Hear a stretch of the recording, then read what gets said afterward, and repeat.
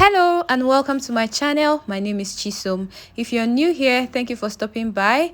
If you're here to subscribe to my channel, please subscribe and turn on the notification bell. Like this video so it will be recommended to more sewing mates. Okay, so today we'll be making this beautiful blouse with asymmetric yoke and 720-degree peplum. If this is something you want to learn how to make, stick to the end of this video. Let's get right into the tutorial. Alright guys, I have already marked my basic lines on this pattern paper. Okay, so I have marked my chest line, I have marked my bust point line, my under bust line, and my waist line. Okay, I've also marked my waist dart and I have tightened my under bust. Now I also marked my shoulder divide by 2 and I have curved out my neckline as well. For the neckline I used 3.5 inches by 3.5 inches. Okay, so I also curved out my armhole. Now to draft this pattern, make sure your paper is on fold because we'll be dealing with a full front pattern at the end of the day. Okay, so now let's move forward. So the next thing I'll do is to get the midpoint of the shoulder and connect to the bust point. Okay, so for the remaining shoulder here, I'll get the midpoint and connect it straight to the bust point. After that is done, I'm going to be imputing my horizontal measurements. Now on the chest line, I've already marked my bust divide by 4 plus my seam allowance. Okay, and on the waist, I'll mark my waist measurements divide by 4. I'll replace the dart I have here and mark my seam allowance. Then I'm going to connect the waist to the chest line to form my side line. After that, I'll mark my side dart. Okay, from the bust point at the side here, I'll come down by 2 inches. That is the difference between the front and the back pattern, and I'll connect it straight to the bust point like I am doing right now. So I'll shade out the dart because it's going off. So we are done with the front. The next thing to do is to trace out all the marks here to this other side. Okay, so I'm going to be using my tracing wheel to trace all the marks that I have here. Now you can go ahead and remark the marks here on the other side with your pencil or your marker, whatever you use for drafting. Okay, so whichever one works for you is totally fine, but here I am using the tracing wheel to trace every single thing. So by the time I'm done tracing, I'll use the marker to trace it out for it to come out. Okay, so I'm tracing everything. I'm tracing the neckline, the shoulder, like everything the way it is here is what I am tracing to appear on the other side. So I'll go ahead and use my marker to bring them all out.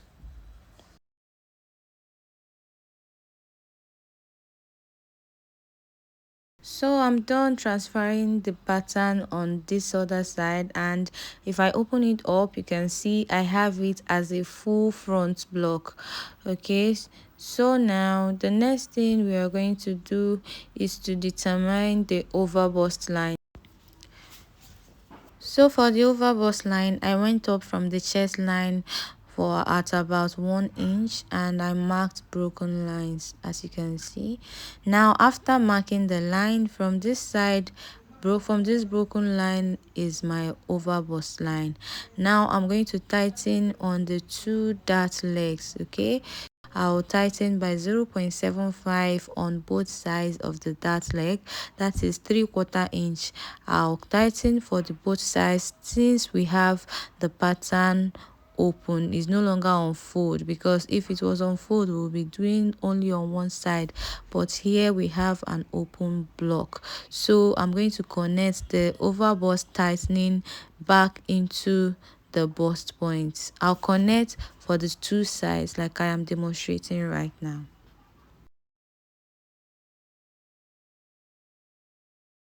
Mark the center of the paper. I know that by the crease line that the paper gave me when I folded it, so go ahead and mark to indicate the center. So now it's time to determine how wide you want the asymmetric yoke to be. For mine, I don't want it to be too wide, okay? So I on the bust point, line, on that center line that I marked there, I'll go out by ½ inch on both sides of the line, okay, ½ inch here, ½ inch here. That means it's going to give me 1 inch wide at that point. So my yoke is going to curve from the armhole to that ½ inch point on this other side and on the other side as well.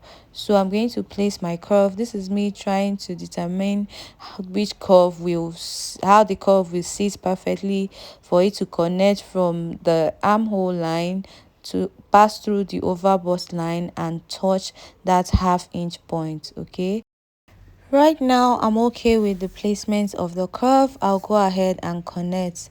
I'll connect for this side and I'll connect for this other side. You can see how I am placing my curve. Okay, it's touching the broken line on the armhole side, like from here now, from this point to the over bust to that ½ inch point that I marked. Okay, after that is done, the next thing is to determine the side that you want the asymmetric yoke to curve towards. Okay, for me, I want it to curve towards my right hand side. Now I am going to open up, cut out the dart on my right hand pattern so that I'll be able to tape the two lines together. Okay, so this is me cutting out the waistline, and now I am cutting out the dart. I want to remove the dart so I'll be able to tape that downside with a sellotape. So cut out your dart on the waistline through to the bust point. Now I'm going to close the side dart properly before I tape down that center waist dart. Make sure you take your time to do this. Make sure it's properly closed, okay, as the way it would be after you've joined it on fabric. Now, where I want the yoke to stop, I don't want it to get to the end of the side. I want it to stop 1 inch before the side. So I already have 1 inch allowance on this pattern. Okay, first I went up by 1 inch, and on that point I came in by 2 inches because I'll be joining the side with 1 inch. So by the time I join, it will now leave me with 1 inch. So I'm going to connect one side to meet that point. So I'm trying to place my curve in a way that it will touch that ½ inch on the bust point line and the point I made on the down part of the paper. Okay, so I am trying to trace it to meet the point. Now from that mark I have there, I will go out. I'll give ½ of an inch.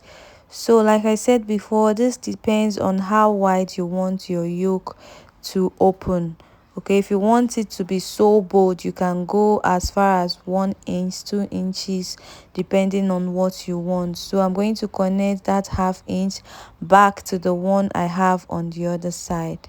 Okay, oh guys, sorry, I have made a mistake. I am supposed to extend this line down because it's not supposed to be hanging like this.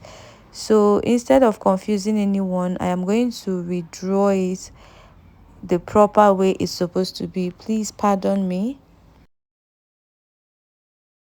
So I was not supposed to go up by 1 inch on the side. I was supposed to take it down on the hemline. Okay, so I'm going to come in from the side by 2 inches. Just like I said, I want it to stop 1 inch before the side line. So on that point is where I am going to now connect to meet that point on the bust point. Okay, so please, I hope this is not going to confuse anyone. It is not my intention, but this is really very simple, guys. It's really very simple. So this line, this first curve we have here is no longer needed. We are going to be drawing it back now. Okay, this is very easy. If you ask me, you can even use your free hand to do this. Okay, you can use your free hand to curve it whichever way you want. So this is me connecting from this point here to the to the bust point. So this line is not needed, so I'll still give half of an inch space from that line I drew to connect to the other one.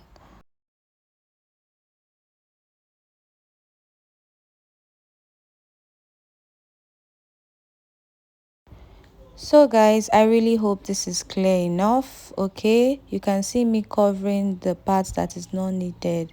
All right, I really hope this sticks. So this is all. Oh, like this is all. We are done. We are done. Okay, so the next thing is to just go ahead and cut out the pattern.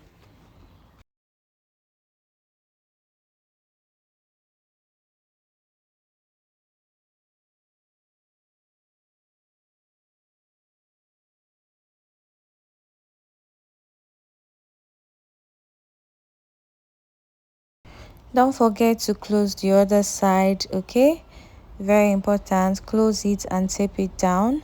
So watch closely where I am cutting, especially for the yoke part, just in case you're still confused. All right, so I am slashing through the asymmetric yoke line right now. I've cut out the other side and I'm cutting out this other side from the over bust line.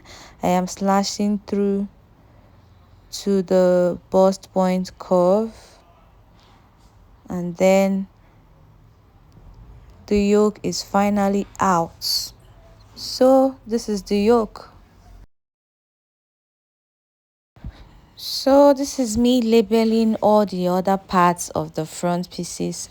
This is really very important. Okay, I labeled side front 1 and side front 2, and I am marking an arrow to indicate the part that is going to which part. Okay, so you can see me making arrow like so on the two side front 2, and I'll make the same arrow on the one I labeled side front 1. All right, so please go ahead and make an indication to be able to understand this pattern. Now I'll cut out the over bust that on the side front 2. Now let's move over to the back pattern.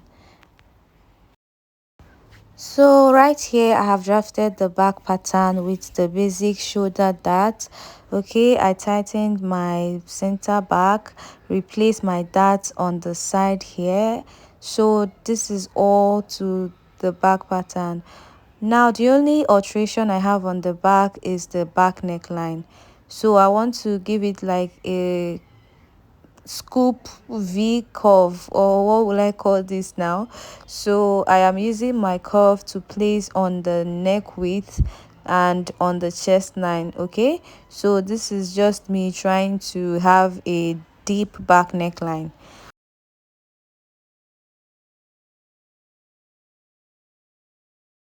So this is it. I'm done.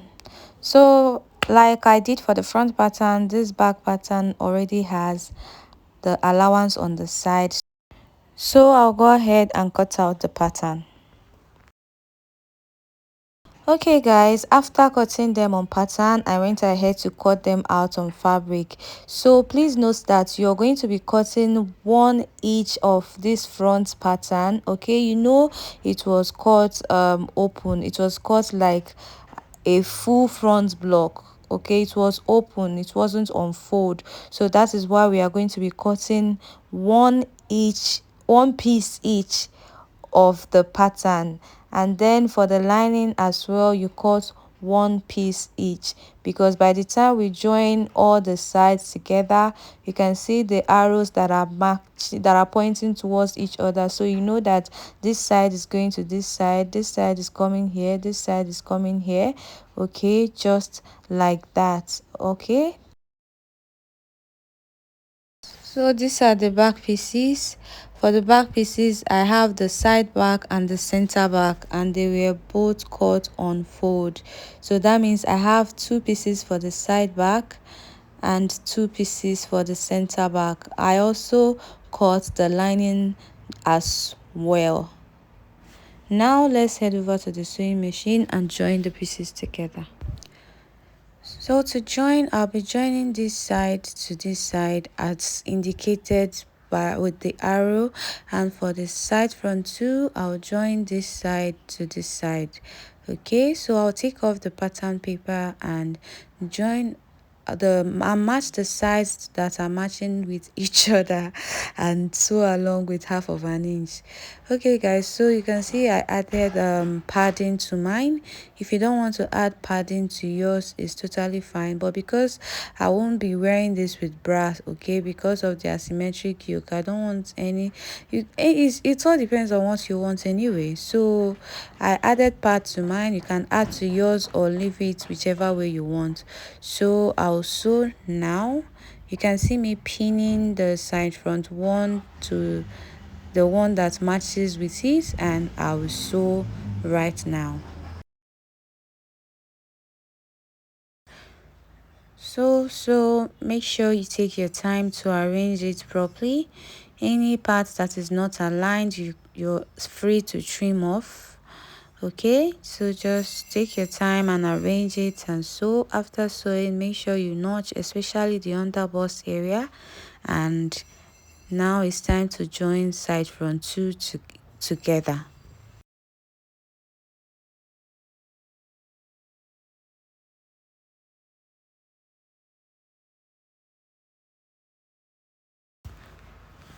After joining the front pieces together, this is what it's looking like. You can see it's taking shape. Now I'll go ahead and join the lining pieces the same way I have joined the fabric pieces. So here is the lining pieces. I'm done joining them now. Okay, so make sure that after joining the lining, it will match right side to right side on the same shape. Okay, you can see how it is aligning right now. You can see how the lining is matching if you place them right sides to right side. Now I'll get the yoke and attach on the center front. So this is the side that the yoke curved to. I'll arrange it properly, and then I am going to pin it to one side. I'm going to lay the yoke on top of this side that matches with it, and I'm going to pin along from the top to the bottom. So after pinning, I'll lay it under the machine and sew along with 1/2 inch.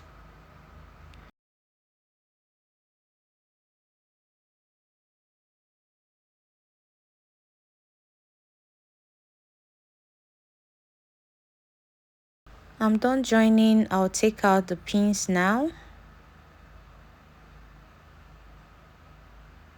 So now you can see how this one is looking. So I'll get the other part and match it together, and then I'm going to face it towards the yoke part and pin it. Make sure you take your time to do this, okay? Take your time to do this, no rushing. And then I'm going to sew along with 1/2 inch. remember it was half of an inch space that I gave when I was drawing the style line. Okay, so I want to achieve it at the end of the day. I want to have half of an inch wideness on the down part of the yoke as well. Okay, so after joining, you can see that the top has taken shape.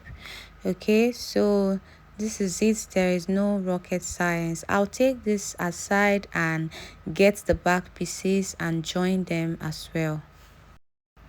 So for the back pieces, make sure you're joining them at the middle. Let right side be facing right side, not the center, not the side. Join them on that cutout area. Okay, so that is where you join. So I'm done joining these two side backs together, and what I'll do next is I'll place the side of the back to the side of the front. That's I'll lay the back pieces on the front piece, and I'm going to join them at the side with the inches that was added for joining.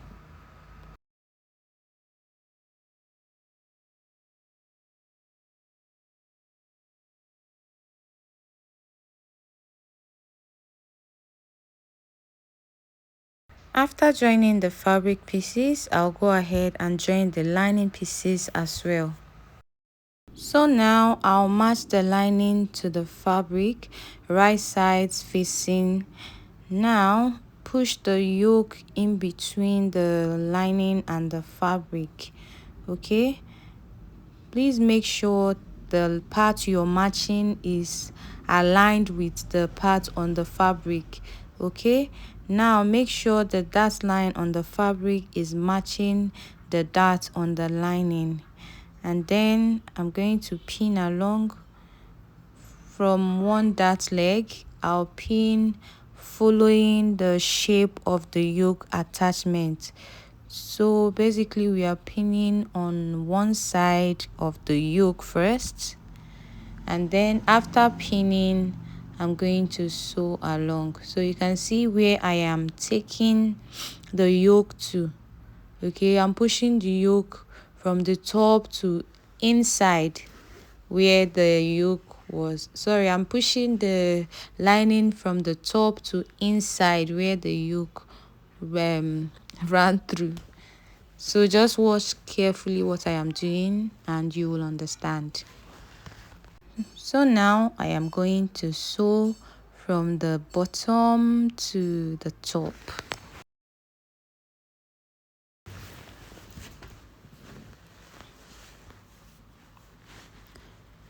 So you can see how neatly covered it is now. All right, so this is what we were trying to achieve.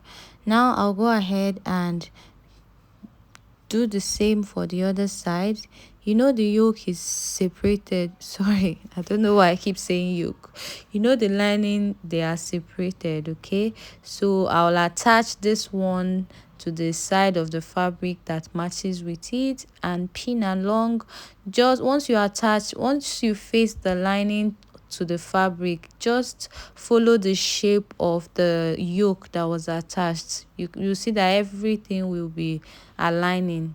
Okay, so I'll go ahead and pin and then sew.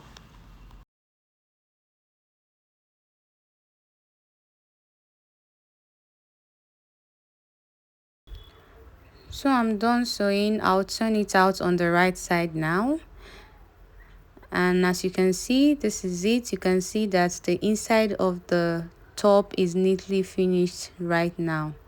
Okay, see the yoke is still on its own. Everything is all set.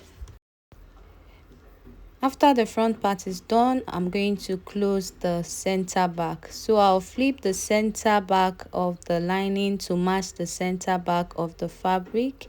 I'll match them together like I'm doing right now, and then I'm going to sew along with 1/2 inch from the top to, and I'll stop at where the zipper attachment starts, where my zipper allowance starts. I won't stitch this side. I'll stop right here that I just chalked. Okay, with 1/2 of an inch all the way to the top.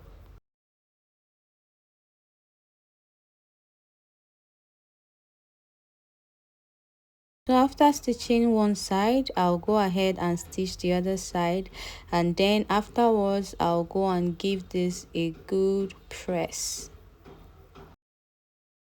So I'm done ironing everything, and you can see how it's looking all nice and flat. All right, so the next thing I'll do now is to join the shoulders together. So I'm going to match the shoulder of the front and the shoulder of the back, right sides facing. I'm always saying right sides facing because that is actually how you join. You face them on the right side. Now I'm going to use one piece of the lining to cover up the seam line. Okay, so you can see how I opened it up, and I'm going to pin. I'm struggling with this pin because it's kind of bulky around that area. Now I'll flip this lining piece like so, and I'll go ahead and join with 1/2 inch. Now with this method is going to give me a seamless finish on the shoulder line. Okay, so this is what I mean. You can see how neat the shoulder area is looking now. So I'll go ahead and do the same for the other side. So to cut the 720 degrees peplum, you have to know the circumference of the place you will be attaching the peplum to. It can be your waist, around the knee, or on the shoulder. For in this case, I will be attaching it on the lower part of this top. Okay, so now I'm going to take the measurements I have round this top. Like so, I'll measure from one end to the other. And what I have here is 32 inches. So now 720 is 360 times 2. Normally, to get the radius for 360, we divide the circumference, the place we'll be attaching the peplum to, we'll divide it by 6.28. Okay, so because this 720 is 360 into 2, I have folded my fabric into 4 into 2. Okay, you can see one folded, 4 folds here, and another under it. Okay, instead of cutting one and then cutting one, I decided to cut it together. All right, so to get the radius, I'll divide that 32 inches I measured on the top into 2. That will give me 16 inches. So I'll now divide 16 inches by 6.28, and that gives me 2.5. Okay, if you use your calculator, you realize that is what I got. So that is how you get 720 degree peplum. You divide the circumference where you'll be attaching it into 2, and then you use that figure to calculate for normal 360 degree.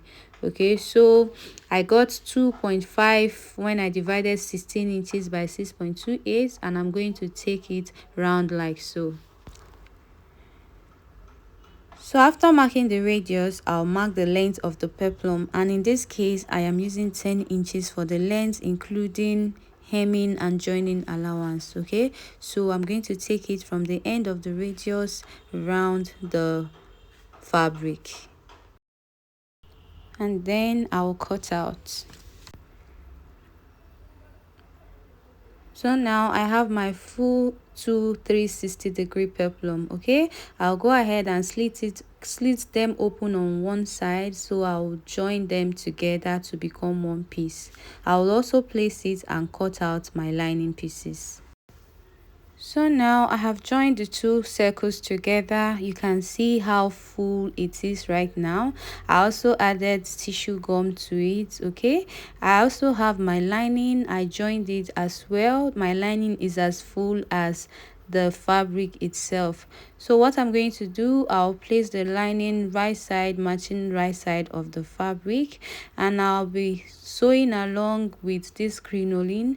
This crinoline is not up to 1 inch, is a tiny one, is about 3/4 inch, that's 0.75. So I'll place it at the edge on the lining side. Okay, while I sew, I'm going to try to pin it, and that's not all. I'll also be adding hemming gum on it while I sew. Okay, now this is just to make the to make it come out very well. Okay, anything to have neat finishing, I'm all out for it. So I'm going to sew all the way from one end to the other. This is not a vu kind of sewing. Okay, so you have to take your time and keep arranging. As you sew along, you keep arranging until you get to the final part. So when I'm done joining from one end to the other, I'll now iron everything properly, and I'll come back and show you what it looks like. So after turning it to the right side and ironing it properly, this is the outcome. Okay, you can see how wavy and full it is. You can see the effect of the crinoline and the effect of the hemming gum inside. You can see how relaxed the seam area is looking now. Okay, so this is how your own is expected to come out. Okay guys, so this is all for the tutorial. I'll go ahead now and attach it to the top part, and everything is set. Okay, this is the end. Thank you so much for watching to the end. If this tutorial was helpful to you, please like, share and subscribe to my channel if you're yet to. Thank you, and I hope to see you in my next video. Bye.